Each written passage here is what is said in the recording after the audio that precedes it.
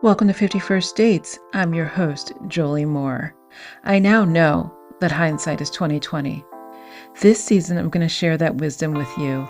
In every twice-weekly episode, I'm going to highlight one of my postcards from my Take Note Stories of Narcissistic Abuse project and the unvarnished truth behind them. A lifetime of gaslighting and abuse are the reasons why my 51st Dates experiment was the unmitigated disaster that it was. I think it was kind of funny, a little bit tragic, but still a mess. Join me as I take on the task of finding out if my future self can forgive that person who lived through abuse and came out of the other side, still searching for a crazy, beautiful love story. Ready? Strap in. Let's go.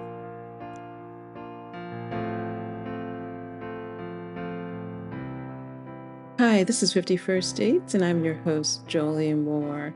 Let's get to card number 3. Someone I thought of as a friend came to my new apartment only to tell me she thought my furniture arrangement was ugly. She offered to rearrange it to her liking. This is so interesting. I met this woman, she's an author, and I met her through another author. So, a friend of mine who's actually a good friend was talking about her and saying that she doesn't really get out much and doesn't go to a lot of the meetings, outings, gatherings, and sort of conferences that writers go to, but she's really looking for advice and support within the community. So she introduced us, and we were pretty much acquaintances. I think things changed a little bit when I got divorced. When I was separated, I had a lot of time on my hands, and I the people I know, most of the people I know, 99% of them are married. So their time commitments to their children and spouses did not change. But I suddenly had a lot of time in my hands because all the statistics show that when you're not in a relationship as a woman, in a heterosexual relationship with a man, you gain like 7 hours a week just not caring for another adult human. So with time in my hands, I was looking to connect with more people. So this author lives near the beach. We would go for walks on the beach. I bike there now, but I was doing a lot more walking back then. And that seemed fine. The relationship was pretty like narrow and limited to like walking on the beach and talking about being writers. It's an isolating and lonely job.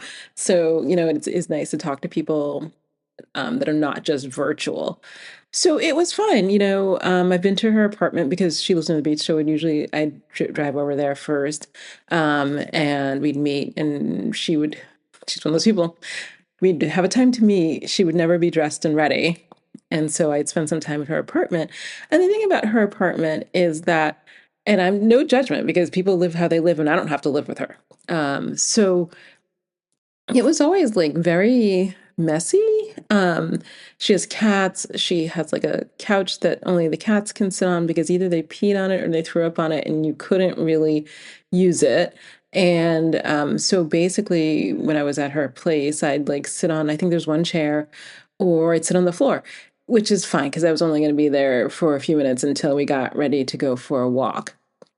So at some point, she came to the place that I moved to here in West Hollywood. She was doing some work here. And she had a side job, side hustle, and she was doing some work in this area. And she came to my apartment, and I don't even remember what, she just came to stop by, have a quick chat, and then she was going to go home. So she comes in, I show her the apartment. By this point, I'd had all the furniture and it was pretty well decorated. And so she came in. I mean, it's not that huge where I live now. She came in, did a walk around, and she looks at my bookcase, which right now is near, I have a huge fireplace and mantle at one end of the living room, and one side has a lamp and the other side has a bookcase. Because of the huge fireplace and large French windows, and a couple of doors, there's not a lot of wall space in the apartment.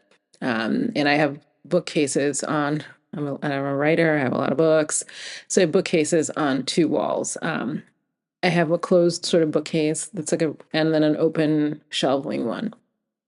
So the open shelving one, I love it. Bought it years ago, still love it.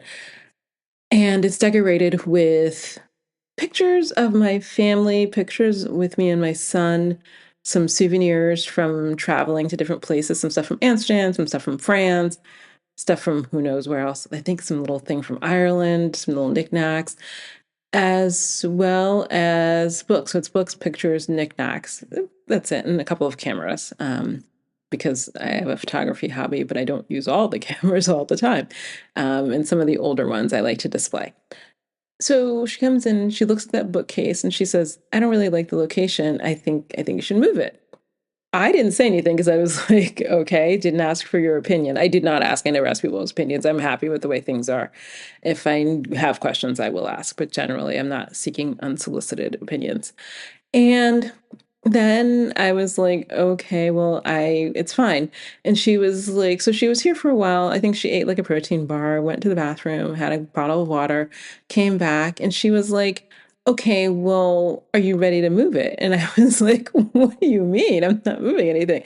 She's like, well, I'm here now. We have the manpower. We can move it. I don't even remember where she wanted to move it because it's not like maybe she wanted to move it. I have some like a empty vestibule, which I just have a rug in, and I like to use it as a well, it's just an empty space. I don't need to fill it.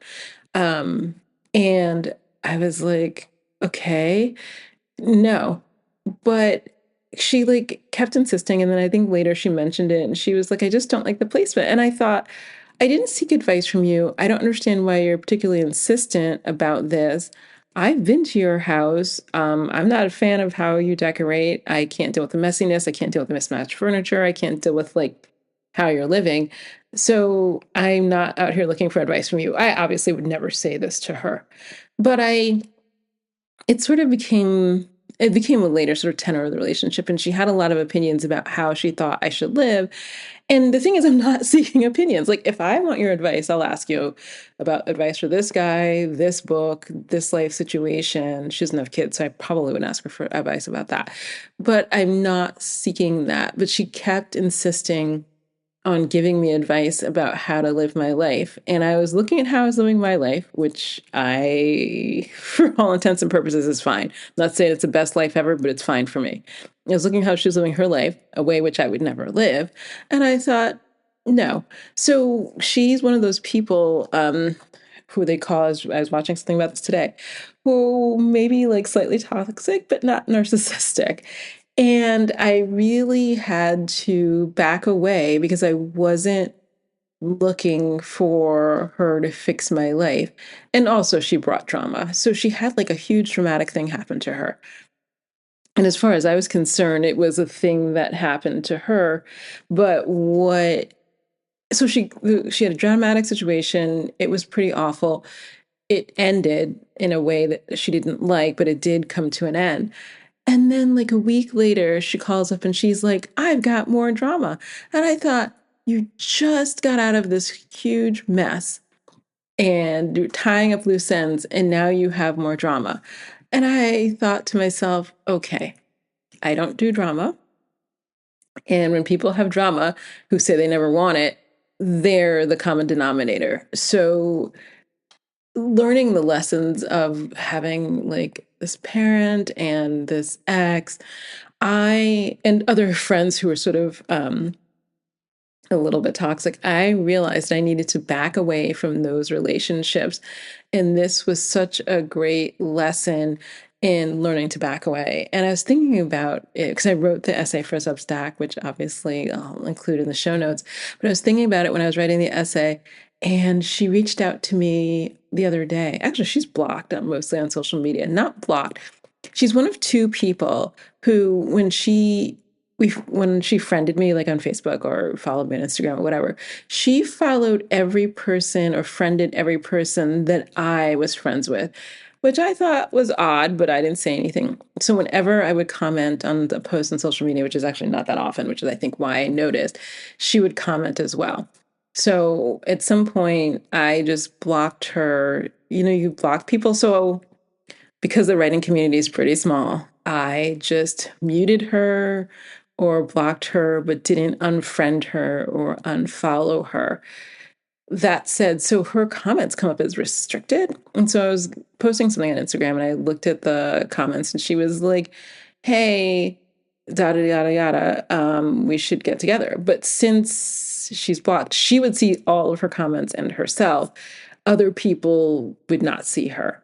But I was looking through the restricted comments because you also get reader comments, and Instagram especially blocks trolls and like crazy men, which is a good thing. But occasionally I have to go through them because sometimes there's legitimate people trying to reach me and they just get restricted for whatever reason. So I was looking and she was like, we should catch up. And I thought to myself, we haven't talked in a few years and I think we're good.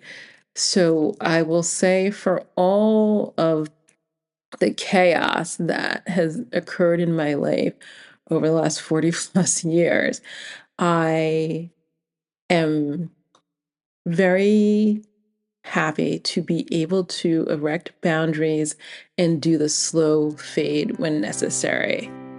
Lesson learned.